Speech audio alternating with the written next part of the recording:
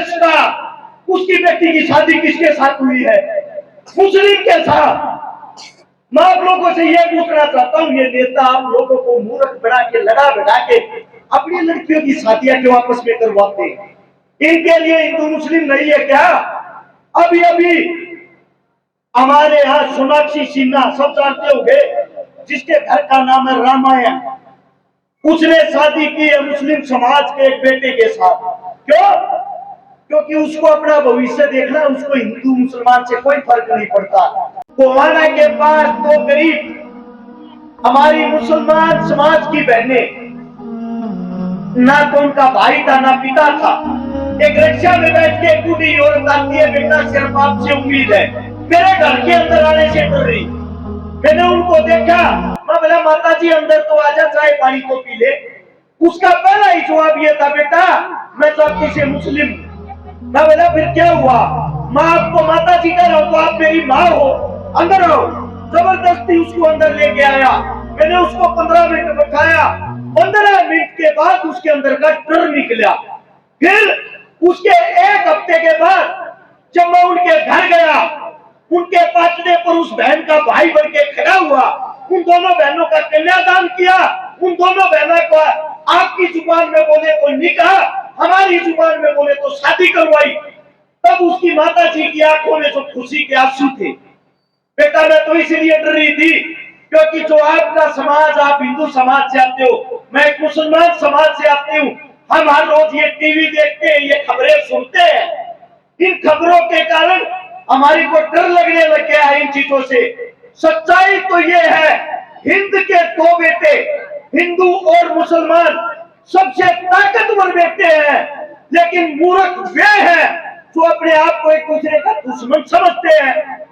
मैं गारंटी देता हूं, आप किसी नेता का भाषण मत सुनो, मत देखो।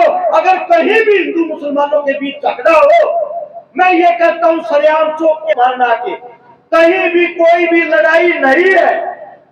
दूसरी बात, हमें एक दूसरे से सीखना चाहिए।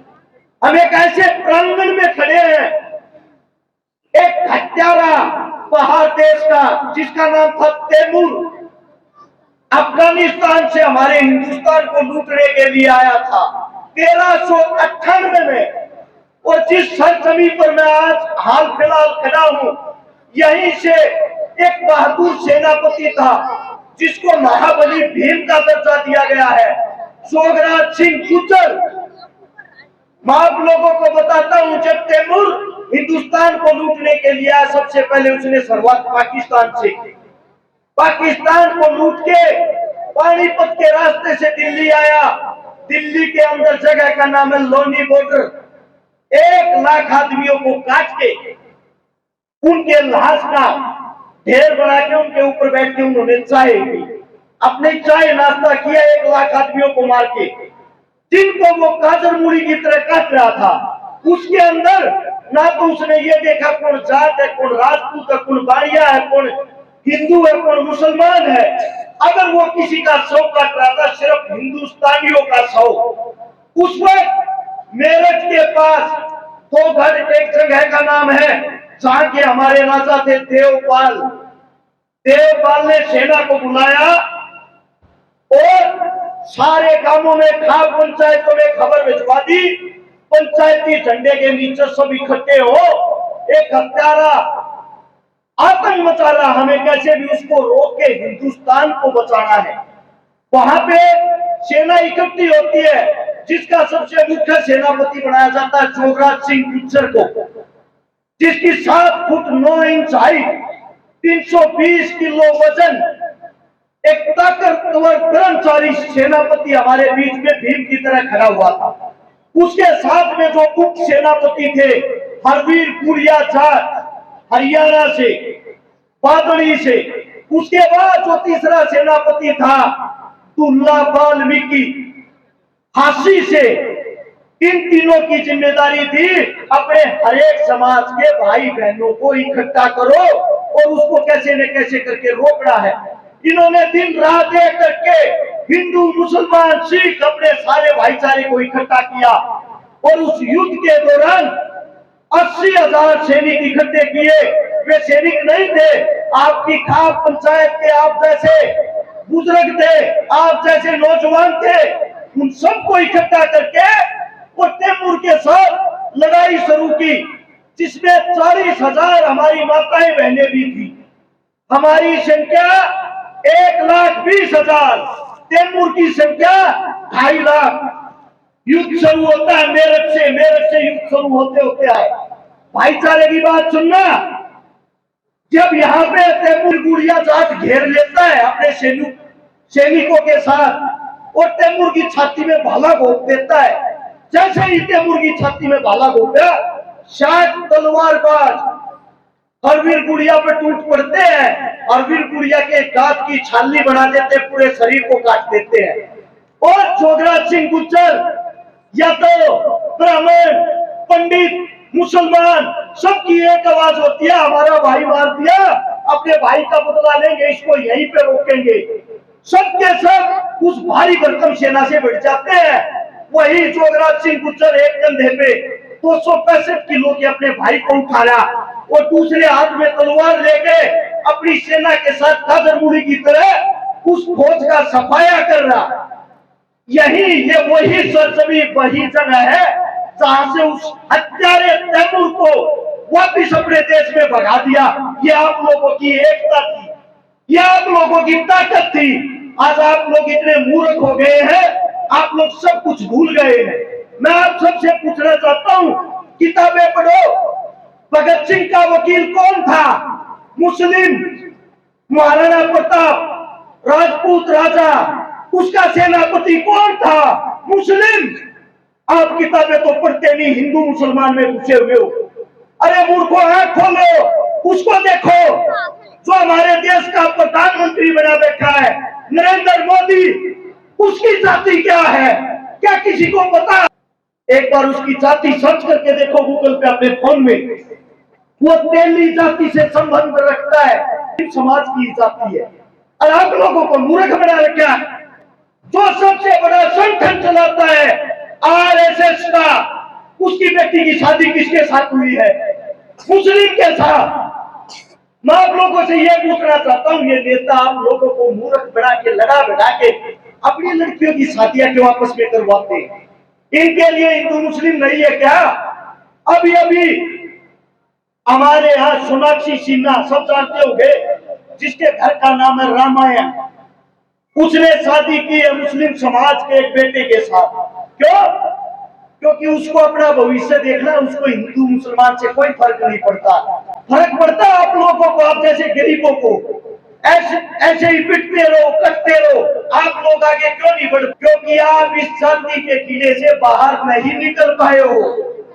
मैं गारंटी देता हूँ। तो क्या कहना है, हम पुरानी से पुरानी लाश देखकर, कंकाल देखकर ये बता सकते हैं इसका रंग गोरा था कि काला। मरने वाले की उम्र 20 साल थी या 50 साल, इसका कद 5 फुट था या 6 फुट, इसका ब्लड ग्रुप कौन सा था, ये बातें बता सकते हैं वैज्ञानिक। लेकिन कंकाल को देख के ये आज तक नहीं पता लगा मरने वाले की जाति क्या थी। ये जाति बनाई किन लोगों ने? आप लोगों ने। आप लोगों ने। हमारी जो जातियां हैं, हमारा जो धर्म है, ऐसा कौन सा धर्म है, मेरे को ये बता दो, जो आप लोगों को ये सिखाता है कि अपने धर्म का सम्मान करें, दूसरे के धर्म का अपमान करें? ऐसा कोई धर्म नहीं है। और एक किसी व्यक्ति विशेष के कारण हम पूरे धर्म को बदनाम नहीं कर सकते। आप सबसे मेरी गुजारिश है, आप सबसे मेरी विनती है, अपने गांव को आजमा के देख लो। अपने गांव के अंदर तुम सारे एकता बना लो, सर्व जाति के अंदर एकता बना लो। अगर कोई भी नेता आपके बीच आके जातिवाद की बात करता है, जातिवाद का भाषण देता है, उसको तुरंत पकड़े और गांव से बाहर निकाले। अपनी राजनीति भाषा के करना हमारे बीच नहीं। एक गारंटी और देता हूं, अपने गांव में, आपके गांव में जितने गरीब हैं, जितनी गरीब कन्याएं हैं, जितने बेरोजगार हैं, आप सब मिलके अपना बेटा, अपना भाई, अपनी बेटी समझ के उसकी मदद करने की कोशिश। मैं वादा करता हूँ आपको जिंदगी में नेता के दरवाजे पे नहीं जाना पड़ेगा। आप लोगों के अंदर बहुत बढ़िया। अभी ये मैं जो आप लोगों मैंने जिन दो कराई, एक की भी जाति धर्म का नहीं पता। ऐसा ही मेरा भाई है तारा नगर राजस्थान से, जिसका नाम है निजाम पवार, जाति से मुसलमान, 17-18 हिंदू बहनों के कन्यादान और शादी करवा चुका है। मेरी टीम से मुझे गर्व महसूस होता है। मैं हिंदू, मुस्लिम, सिख, मेरे को यही नहीं पता मैंने किस किस की शादियां करवा दी, किस किस का मैं भाई बन लिया। मेरी हाथ जोड़ के विनती है, अपने एक दूसरे भाईचारे को विश्वास बना लो कि टीविया में देखना बंद कर दो, इनकी मत सुनो। इस गंदी राजनीति, गंदी दलदल से बाहर निकल के जो आपके काम, आपके बालक, आपके बेटे आपसे सीख रहे हैं, उनको अच्छी शिक्षा दो। उनको अच्छी शिक्षा दोगे तो मैं ये कहता हूँ आने वाले समय में इनको पता लग जाएगा कोई हिंदू नहीं, कोई मुसलमान नहीं, हम हिंद के बेटे हैं, हम सब इंसान हैं। इंसान ही इंसान के काम आता है। क्या कभी आप लोगों ने जब हॉस्पिटल में आप तड़पते हो, आप मरते हो, आपको रक्त की, खून की जरूरत हो, उस खून वाले से पूछा जो आपको खून देता है, बेटा आपकी क्या मेरे वाली जाति है, मेरे वाली को रक्त देना और ना मना मत देना? क्या आपने किसी इलाज का पूछा है आपकी जाति क्या है? उस वक्त को आप कर रहते हो, रोते हो, हे भगवान, हे मेरे मालिक, हे अल्लाह मेरे को बचा ले, कैसे न कैसे करके मुझे बचा ले। उस टाइम तो आपको भगवान अल्लाह याद आता है। सच्चाई ये है में जो काम आए, मजबूरी में जो काम आए, राम रहीम अल्लाह दिखाए। इस बातों को ना भूले, अपने अंदर के इंसान को पहचाने। एक हमारी भाषा की बात बताता हूँ आप लोगों को। एक औरत लगातार 10 साल से मंदिर जाती थी और मंदिर में जाके एक दिन परेशान होगी, हाथ जोड़ के भगवान को कहती है, मेरे मालिक, हे मेरे भगवान, आज तक मेरे को दर्शन नहीं दिए, मैं कैसे मान लूं कि तू है? अगर तू है मेरे को दर्शन दे के दिखा। ऊपर से आवाज सुनाई देती है उस औरत को, बेटा तेरे अंदर बोले कौन, जिसको यहाँ ढूंढ रही कहीं वही सजन तो ना हो। जो आपकी जुबान है, जब आप किसी को दुखी देखते हो, परेशान देखते हो और आपके दिल में पल भर के लिए ये आता है, हे भगवान यो कितना दुखी है, हे अल्लाह यो कितना दुखी है, इसकी मदद कर, वही तो भगवान है। उसको जगाओ, उसको बाहर निकालो। रोड के ऊपर ये मूर्तियां जब टिकी हुई होती हैं, वो मंदिर की हो, मस्जिद की हो, गुरुद्वारे की हो, कीमत कुछ नहीं होती उनकी, कुछ भी कीमत नहीं होती। 10-20 रुपए में आप उसको घर खरीद के लाते हो, उसके सामने सुबह शाम जोत लगाते हो, भजन करते हो।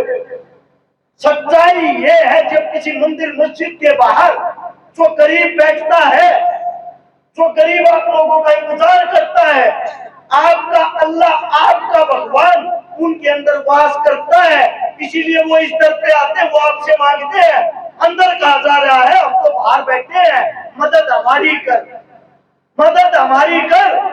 उनकी मदद करनी सीख जाओगे ना जिस दिन, उस दिन अल्लाह, मंदिर, मस्जिद सब आपको दुआएं देंगे।